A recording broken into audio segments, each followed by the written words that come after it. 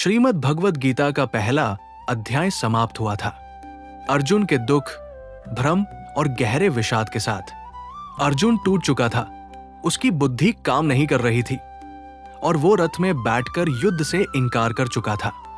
और अब कहानी उस मोड़ पर पहुंचती है जहां दुनिया का सबसे महान ज्ञान शुरू होने वाला है। वीडियो शुरू करने से पहले एक छोटी सी विनती, प्लीज सब्सक्राइब। अध्याय 2 की शुरुआत होती है भगवान श्री कृष्ण के पहले उपदेश से। कृष्ण मुस्कुराते हैं और अर्जुन से कहते हैं, अर्जुन, ये कमजोरी तुम पर शोभा नहीं देती। उठो, ये समय विषाद का नहीं, कर्तव्य का है। अर्जुन आश्चर्य में पूछते हैं, कृष्ण, कैसे उठूं? मैं भ्रमित हूं, मुझे समझ नहीं आ रहा कि मेरे लिए सही क्या है। और तभी कृष्ण वह दिव्य ज्ञान देना शुरू करते हैं जिसका सार आने वाले युगों तक मानवता को मार्ग दिखाता रहा। कृष्ण कहते हैं, अर्जुन, जिस शरीर को तुम मारने या मरने वाला समझ रहे हो वो नश्वर है, लेकिन आत्मा कभी नहीं मरती। न वो जन्म लेती है, न उसका अंत होता है। वो शाश्वत है, अनंत है। जैसे मनुष्य पुराने वस्त्र छोड़कर नए वस्त्र धारण करता है, वैसे ही आत्मा पुराने शरीर को छोड़कर नया शरीर धारण करती है। इसमें दुख कैसा? कृष्ण आगे कहते हैं, तुम जिस मृत्यु से डर रहे हो वो केवल शरीर का परिवर्तन है, और परिवर्तन तो प्रकृति का नियम है। अर्जुन ध्यान से सुन रहे थे। उनके मन का भ्रम धीरे धीरे हल्का होने लगा। कृष्ण ने आगे कहा, अर्जुन, ये तुम्हारा कर्तव्य है कि तुम योद्धा धर्म निभाओ। धर्म को त्याग कर भागना पाप है। यदि तुम युद्ध से पीछे हटोगे तो लोग तुम्हें कायर कहेंगे, तुम्हारा नाम खराब होगा और ये तुम्हारे लिए मृत्यु से भी अधिक दुखद होगा।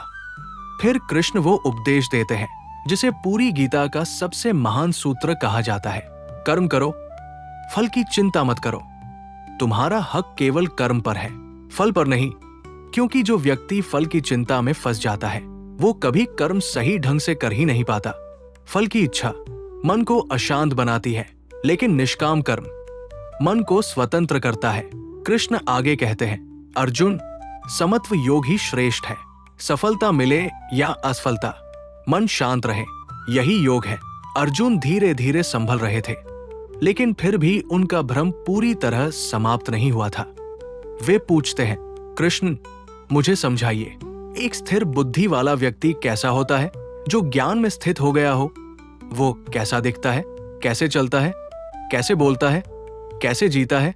और इस पर कृष्ण उत्तर देते हैं, जिस मनुष्य की बुद्धि स्थिर हो जाती है, जो इच्छाओं से मुक्त रहता है, जो सुख दुख में समान रहता है और जिसके मन को बाहरी वस्तुएं डिगा नहीं सकती, वो स्थित प्रज्ञ कहलाता है। उसके भीतर गुस्सा नहीं उठता, लोभ नहीं उठता। वो किसी चीज को पाने पर उत्साहित नहीं होता और किसी चीज को खोने पर टूटता नहीं है। वो अपने मन को काबू में रखता है।